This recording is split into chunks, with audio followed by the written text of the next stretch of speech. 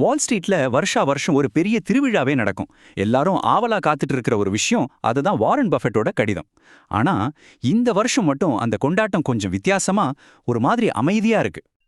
ஆமாங்க, கிட்டத்தட்ட 60 வருஷமா பர்க்ஷர் ஹாத்வேயோட சிஓஓ இருந்த வாரன் பஃபெட் தன்னோட பேனாவை கீழே வைக்கிற நேரம் வந்துடுச்சு. இதுதான் அவரோட கடைசி கடிதம்.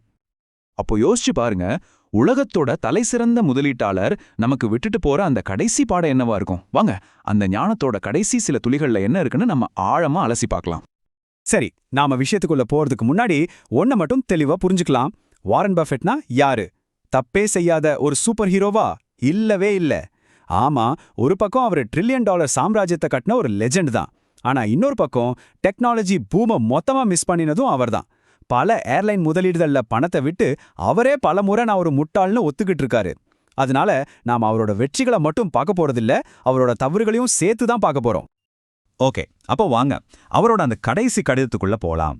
அவரோட ஒட்டுமொத்த வாழ்க்கையும் நமக்கு சொல்லிக் கொடுக்கிற முக்கியமான பாடங்கள் என்னன்னு ஒன்னொன்னா தோண்டி எடுப்போம். முதல் பாடம்.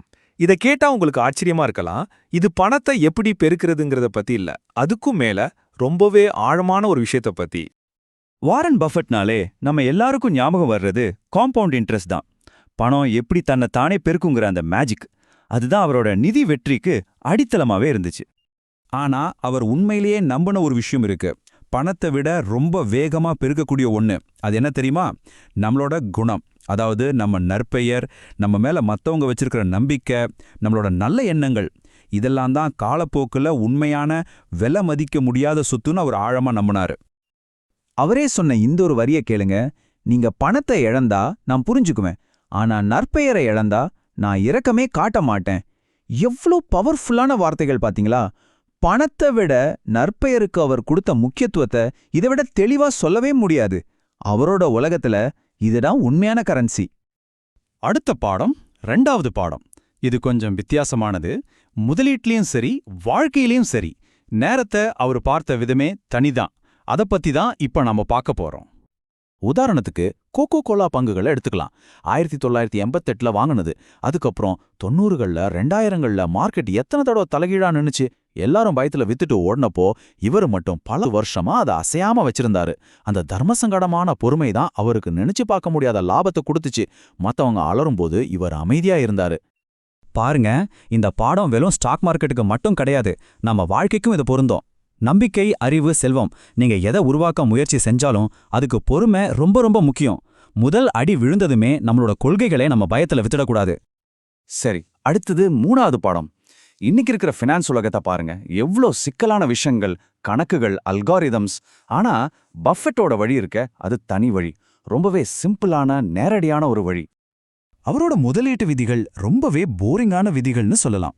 வெறும் 3 ஸ்டெப் தான். முதல்ல அந்த பிசினஸ் என்னன்னு புரிஞ்சுக்கோ.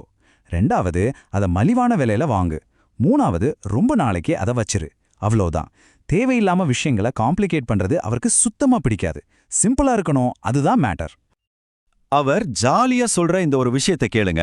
ஒரு 5வது படிக்கிற பையனால விளக்க முடியிற பிசினஸ்ல மட்டும்தான் நான் முதலீடு செய்வேன். இதிலிருந்து அவர் எவ்வளவு எளிமைக்கு முக்கியத்துவம் கொடுத்தாருன்னு புரியுது இல்லையா? ஆமா, இதனால ராக்கெட் வேகத்துல போன சில டெக் பங்குகளை அவர் மிஸ் பண்ணிருக்கலாம். ஆனா அதே சமயம் பல பெரிய படுகுழிகளை விழாம தப்பிச்சிருக்காரு இல்ல. இப்போ நாம பார்க்க போறது 4வது பாடம். இது ரொம்ப ரொம்ப முக்கியமான ஒண்ணு. ஒருத்தரோட உண்மையான குணத்தை அவரோட வெற்றியை விட அவரோட தோல்விகள் தான் காட்டும். பஃபெட் தன்னோட தோல்விகளை எப்படி பார்த்தாரு, அதை எப்படி ஒரு படிக்கட்டா மாத்தினாரு. பஃபெட் செஞ்ச பெரிய பெரிய தவறுகளை அவர் மூடி மறைக்கவே இல்ல. அதுக்கு பதிலா தன்னோட கடிதங்கள்ல அதை வெளிப்படையா எழுதி வெளியிட்டாரு. ஏன்னா மத்தவங்களுக்கு அது ஒரு பாடமா இருக்கணும்னு நினைச்சாரு. அவரோட நோக்கம் தப்பே செய்யாம இருக்கிறது இல்ல, செஞ்ச தப்புலேருந்து கத்துக்கிறது, திரும்பவும் அந்த தப்ப செய்யாம இருக்கிறது. முட்டாள்தனத்துல பிடிவாதமா இருக்காதீங்க. நீங்க தவறே செய்யாதவர்னு நடிக்காதீங்க. அவமானம் உங்க வளர்ச்சியை முடக்க விடாதீங்க. இதுதான் அவரோட தாரக மந்திரம். சிம்பிளா சொல்லணும்னா, செஞ்ச தப்பையே திரும்பவும் செய்யாத, நான் பெரிய ஆள்னு நடிக்காத, ஐயோ தப்பு பண்ணிட்டேன்னு அவமானப்பட்டு மூளையில உட்காராத, நம்மள நாமளே சரி செஞ்சுக்கிறதுக்கு என்னைக்கும் லேட் கிடையாது. இதுதான் அவர் நமக்கு காட்டுற வழி. இப்ப நாம கடைசி பாடத்துக்கு வந்திருக்கோம். ஒருவேளை அவரோட ஒட்டுமொத்த வாழ்க்கையோட சாராம்சமே இதுவாதான் இருக்கும்.